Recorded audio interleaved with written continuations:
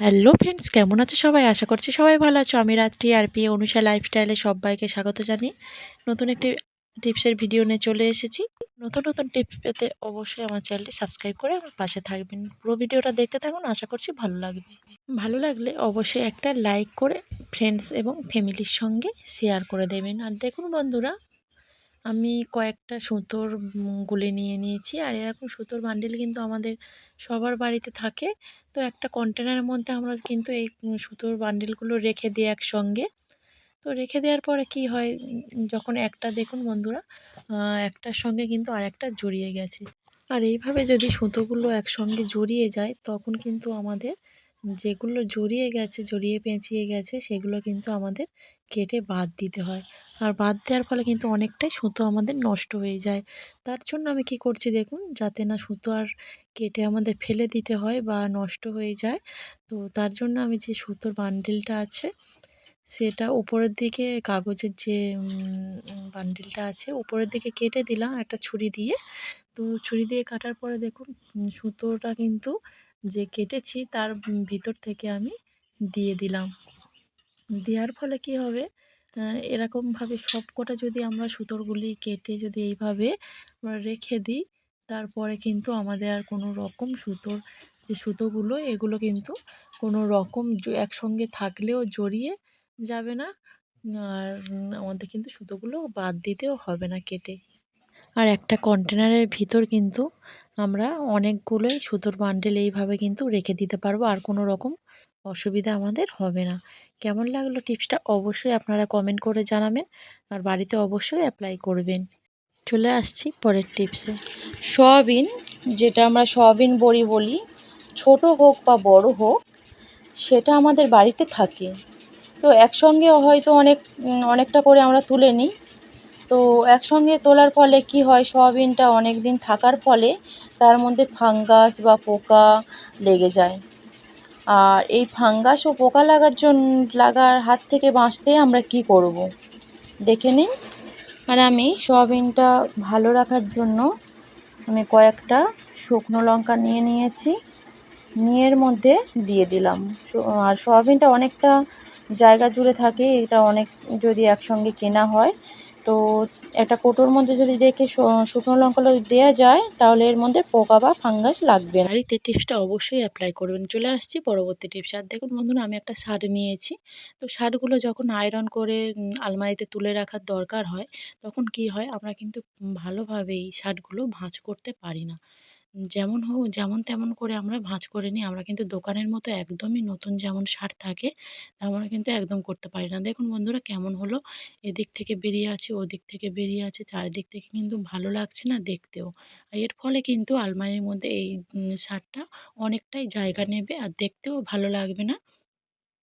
তার জন্য দেখুন, আমরা এই জিনিসটা দিয়ে যদি ভাঁজ করে রেখে দিই, তাহলে কিন্তু খুব সহজেই আমরা ভাঁজটা ভালোভাবে একদম দোকানের মতো কিন্তু হয়ে যাবে। কোনো রকম কিন্তু জায়গাও বেশি লাগবে না আলমারিতে। আর এরকম বই কিন্তু সবার বাড়িতে থাকে, বাচ্চা-কাচ্চা যাদের বাড়িতে আছে। না থাকলেও এই বই আমরা বড়রা যারা পড়ি, সেই বই কিন্তু থাকে। বইটা আমি কলারটা আছে তার মাঝখানে রেখে দিলাম। রেখে দেওয়ার পরে দেখুন, আমি বইয়ের মাপে কিন্তু করে নিচ্ছি। বই একদিকে যেরকম আছে ওরকম দিয়ে দিলাম, আর হাতাটা কিন্তু সমান করে পেতে দিলাম। দেওয়ার পরে কি হবে, আমি দেখুন পুরো কিন্তু বইয়ের সমান করছি। বইয়ের সমান না করলে কিন্তু ঠিক মতো হবে না। আর বইটা যেই পর্যন্ত আছে সেই পর্যন্ত আমি আরেকটা ছোট করে ভাঁজ দিলাম। ভাঁজ দেওয়ার পরে আমি আরেকটা ভাঁজ করে দিলাম। দেখুন বন্ধুরা, কত সুন্দর কিন্তু আমাদের চারিদিক থেকে, এদিক থেকে, ওদিক থেকে বেরিয়েও যাচ্ছে না। আর খুব সহজে কিন্তু আমি বইটা বার করে নিলাম। দেখুন বন্ধুরা, কত সুন্দর আমার কিন্তু শার্টটা একদমই ভাঁজ করে নিয়েছি। একদম দোকানের মতো হয়েছে। আর কিন্তু আমাদের আলমারিতে বেশি জায়গা লাগবে না কোনো রকমই। অবশ্যই বাড়িতে অ্যাপ্লাই করবেন। বই না হোক, যে কোনো খাতার পেজ দিয়ে কিন্তু আমরা শার্টটা ভাঁজ করে রেখে দিতে পারি। চলে আসছি পরবর্তী টিপসে।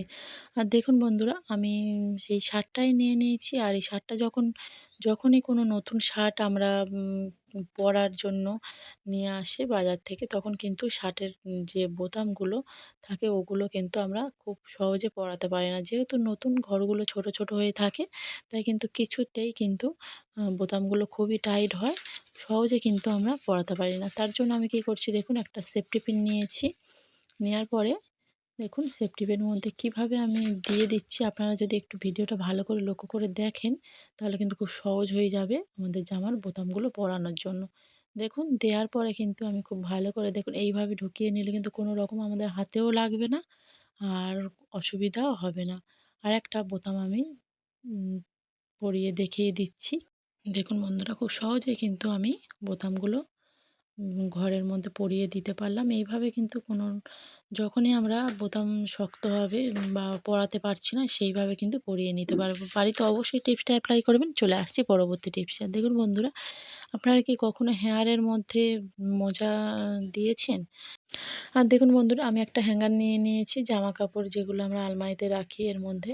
তো সেটা আমি নিয়েছি, নিয়ে আমি একটা মোজা নিয়েছি। খারাপ মোজা হলেও হবে, পুরাতন বাতিল মোজা, যেটা হয়তো আমাদের একটা পার্ট হারিয়ে গেছে বা একটা ছিঁড়ে গেছে, তার আরেকটা পার্ট আমরা নিয়ে নিয়েছি।